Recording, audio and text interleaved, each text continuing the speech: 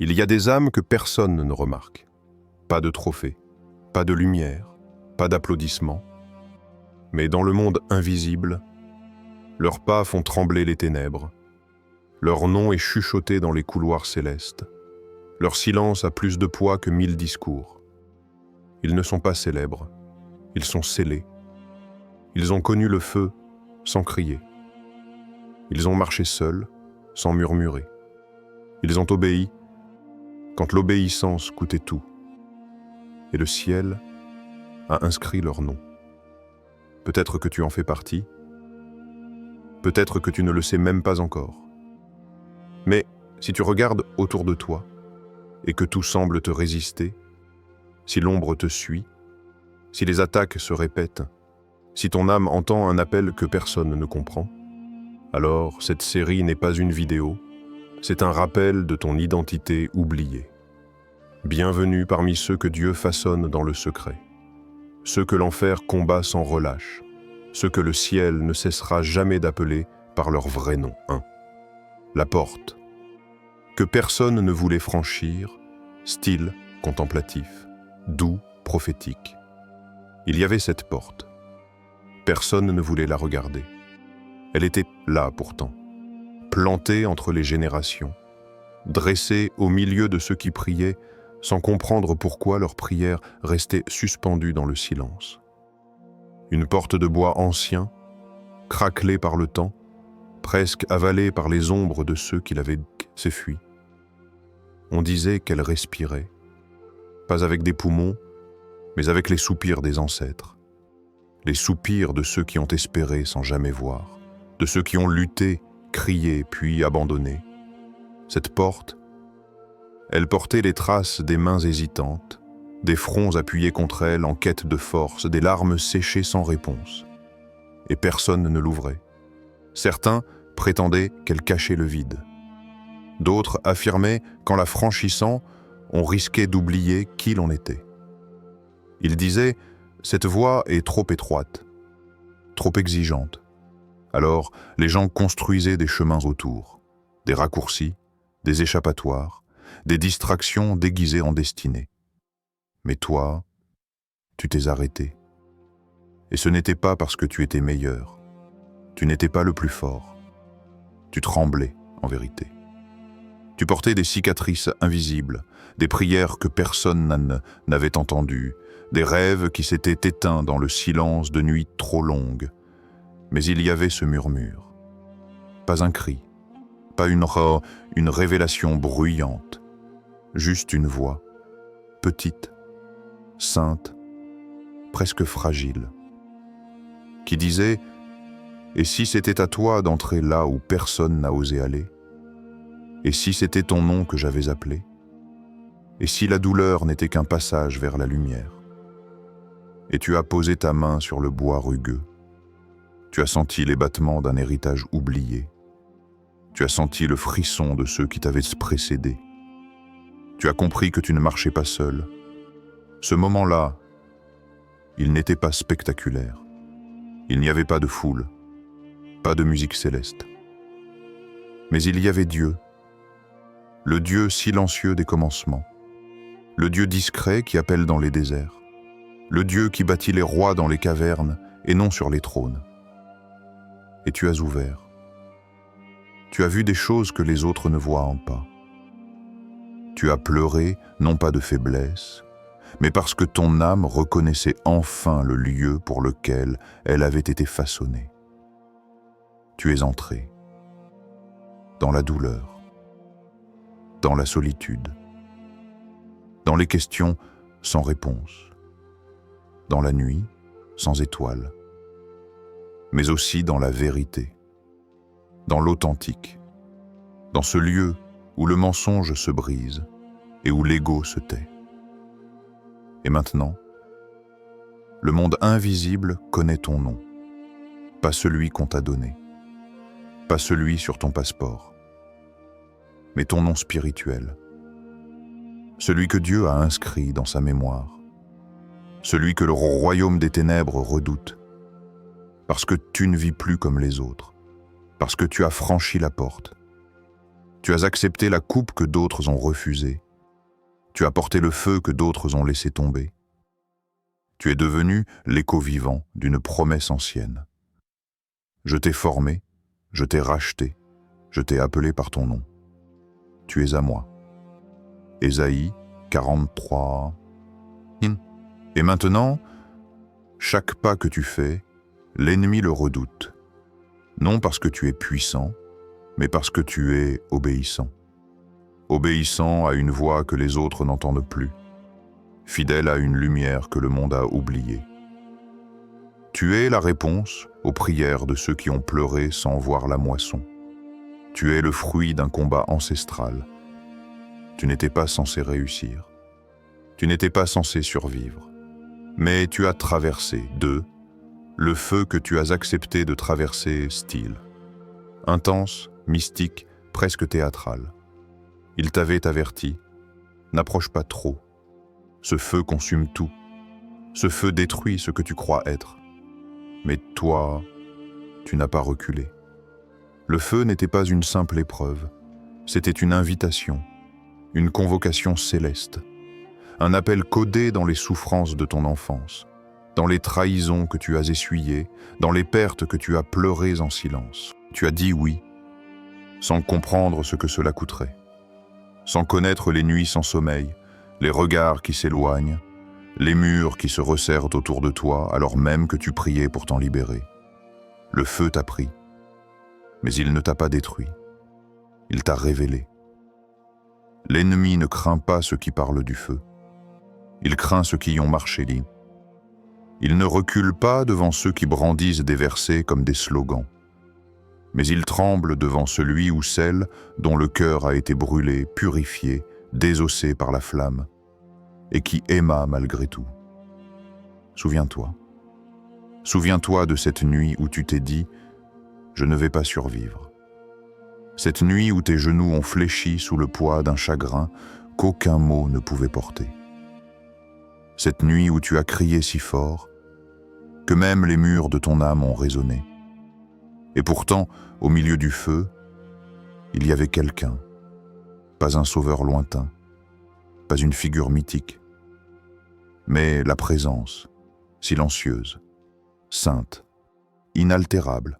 Comme les 3 hommes dans la fournaise, Shadrach, Meshach et Abednego, tu es resté au cœur du brasier, mais tu n'étais pas seul. Tu as été rejoint par celui qui n'abandonne jamais, celui dont la lumière ne dépend pas du confort, mais de la vérité, celui qui ne promet pas de t'éviter la douleur, mais de t'y accompagner.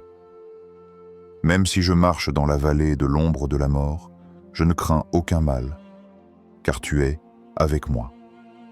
Psaume 23, 4.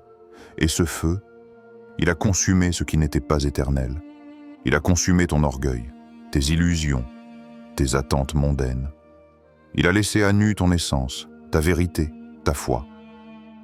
Tu n'es plus la même personne qu'avant les flammes. Regarde-toi. Regarde la façon dont tu marches maintenant. Plus lentement, mais avec plus de certitude. Moins bruyant, mais infiniment plus profond. Moins dépendant de l'approbation, mais plus connecté au ciel. Les cicatrices que tu portes ne sont pas des marques de honte. Ce sont des sceaux d'autorité. Des signatures célestes qui crient dans l'invisible, celui-ci a traversé. Celle-ci a tenu bon. Tu es passé par le feu et tu n'en es pas ressorti vide. Tu en es ressorti consacré. Car le feu n'était pas un piège. C'était une initiation. Un rite de passage réservé aux âmes choisies. Un processus ancien, gravé dans le ciel bien avant ta naissance. Ceux que j'aime, je les purifie par les flammes. Ceux que je choisis, je les fais mourir à eux-mêmes pour les faire renaître en moi. Alors regarde autour de toi. Tu reconnais maintenant ceux qui ont brûlé. Ils ont ce regard profond, cet amour sans condition, cette paix au milieu du chaos. Ils ne parlent pas beaucoup, mais quand ils parlent, l'enfer écoute, parce qu'ils ont marché là où peu osent marcher, parce qu'ils ont aimé Dieu même au cœur de la douleur. Parce qu'ils n'ont pas fui le feu, ils l'ont embrassé. 3. L'altitude que tu as choisie. Style poétique, aérien, contemplatif. Tout en toi savait que rester dans la vallée aurait été plus simple, plus confortable, plus compréhensible. Mais ton âme, elle aspirait à autre chose. Il y avait un appel dans l'air, un frisson d'altitude que seuls les cœurs éveillés perçoivent. Ce n'était pas une ambition, ni une fuite. C'était une ascension prophétique. Tu ne cherchais pas à fuir le monde. Tu voulais simplement voir autrement, depuis plus haut, depuis plus loin. Certains ont entendu ton silence et l'ont confondu avec de la faiblesse. Mais c'était de la force, en état de contemplation. Comme l'aigle, tu n'as pas combattu les corbeaux, tu as volé. Encore plus haut, là où l'air est si fin que seules les âmes préparées peuvent respirer. Et pendant qu'ils parlaient, tu priais. Pendant qu'ils accusaient, tu méditais. Pendant qu'ils se battaient pour des choses qui passeront, tu t'es tourné vers ce qui ne passe jamais. Ils s'élèveront avec des ailes comme des aigles. Ils courront et ne se fatigueront point. Ésaïe 40, 31. Ce verset n'est pas une poésie, c'est un code, une géographie sacrée du cœur.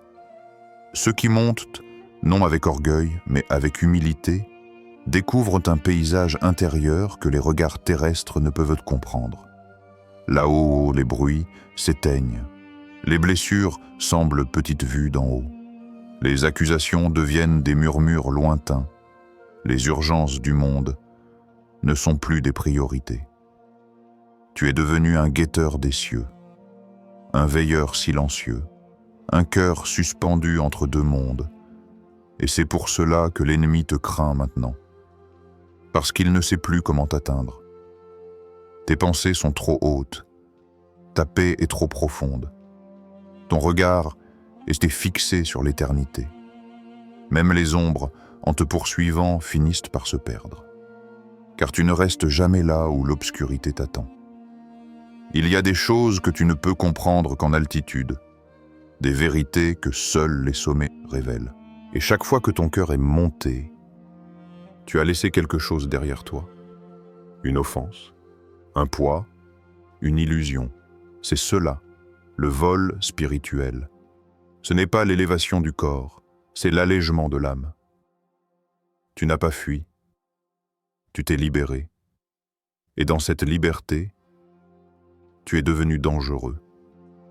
Car les chaînes invisibles du monde n'ont plus de prise sur ceux qui volent au-dessus du tumulte. Et quand l'ennemi regarde vers toi maintenant, il ne voit plus un adversaire à sa portée. Il voit une lumière qu'il ne peut éteindre, un éclat venu d'en haut, un reflet de celui qui siège dans les hauteurs. Et toi, tu vois avec les yeux de l'aigle. Tu discernes les pièges à l'avance. Tu comprends que l'attaque n'est jamais personnelle. Elle est directionnelle.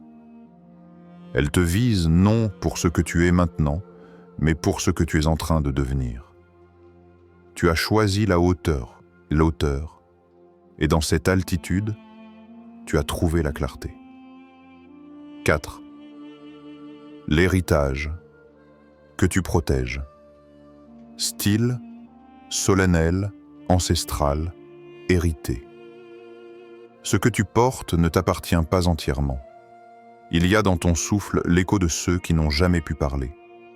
Dans tes veines, la mémoire de luttes anciennes. Et dans tes silences, des prières qui ne sont pas de toi. Tu es l'enfant d'un combat ancien. Un combat que d'autres ont commencé, mais que toi seul as la force de terminer. Des voix, oubliées du monde, murmurent à ton oreille spirituelle. Elles disent « Protège ce que nous n'avons pas pu sauver. Tiens ferme là où nous avons fléchi. Car ce que tu vis n'est pas simplement une épreuve. C'est une bataille de lignée, un duel entre héritages. Il y a eu des hommes et des femmes qui ont aimé Dieu sans jamais voir l'accomplissement de leurs promesses. Leur foi a traversé les générations et elle est arrivée jusqu'à toi. Ce que tu appelles pressentiment, ce frisson dans ton âme, ce n'est pas de l'anxiété, c'est un appel intergénérationnel. Tu n'es pas seulement en train de survivre, tu es en train de restaurer un héritage. Je mettrai inimitié entre ta descendance et sa descendance. Celle-ci t'écrasera la tête. Genèse 3-15. Cette guerre ne date pas d'hier. Elle remonte au jardin, au serpent, à la promesse. Et tu es le fruit d'une réponse divine. Une semence préservée à travers le feu, la honte, l'exil. Et aujourd'hui, te voilà. Debout, seul peut-être, incompris sans doute, mais porteur d'un flambeau que d'autres ont laissé tomber. Comme David, tu t'es avancé sans armure. Pas d'héritage d'honneur, pas de titre, mais une foi nue, une confiance désarmée. Et cela a suffi. Tu n'as pas seulement brisé des chaînes, tu as mis fin à une répétition, une malédiction, une histoire qui semblait écrite d'avance. Et maintenant, les ténèbres ne savent plus comment te combattre. Car tu n'agis pas seulement pour toi, tu agis pour eux, pour celles et ceux qui ne sont plus, mais dont l'âme te regarde depuis l'éternité. Et dans chaque choix de fidélité que tu fais, c'est une tombe qui se réjouit, un ancêtre oublié qui sourit, un monde invisible qui célèbre. Tu es un seuil, un passage, un mur dressé entre ce qui fut et ce qui ne sera plus jamais. Mais attention, ce que tu protèges est convoité.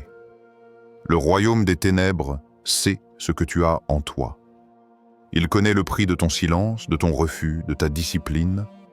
Il sait que si tu tiens, alors plus rien ne sera comme avant. Tu portes une graine, une vision, un héritage de lumière que d'autres ont prié de transmettre. Et chaque fois que tu refuses de céder à la peur, à la haine, à la vengeance, c'est un temple ancien que tu reconstruis. Ce n'est pas ton nom qui compte, mais ce que ton nom répare, ce qu'il restaure, ce qu'il libère. Et quand le monde te regarde sans comprendre ton combat, souviens-toi, ce que tu protèges est invisible aux yeux des hommes, mais terriblement visible aux yeux de Dieu. Tu n'es pas juste un être humain qui lutte, tu es une réponse, une délivrance retardée, un plan repris là où d'autres ont chuté. 5. Le nom que le ciel connaît. Style. Prophétique, mystérieux, sacré. Il existe une langue que la terre ne parle pas, un langage que les foules n'entendent pas. C'est la langue des anges, la voix du Très-Haut, celle qui inscrit les âmes, non sur des papiers, mais dans l'éternité. Et ton nom n'a pas été écrit sur du marbre, ni proclamé dans les temples des hommes. Mais il a été soufflé dans les couloirs célestes. Il a traversé les voiles.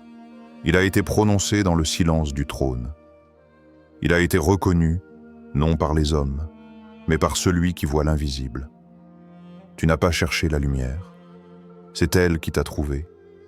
Et elle t'a marqué. Pas avec de l'encre, mais avec le feu. Ce nom, celui que tu portes en toi, ce n'est pas seulement ton prénom. C'est ton appel, ton empreinte éternelle. Ce que Dieu a vu avant même que le monde soit monde.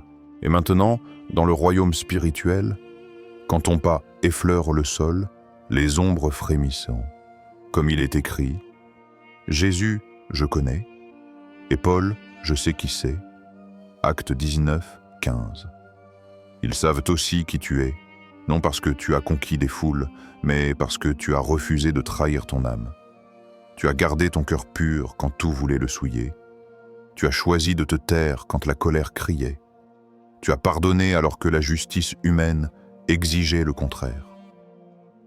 Et dans ce silence, le ciel a entendu ton oui, ton obéissance, ton offrande.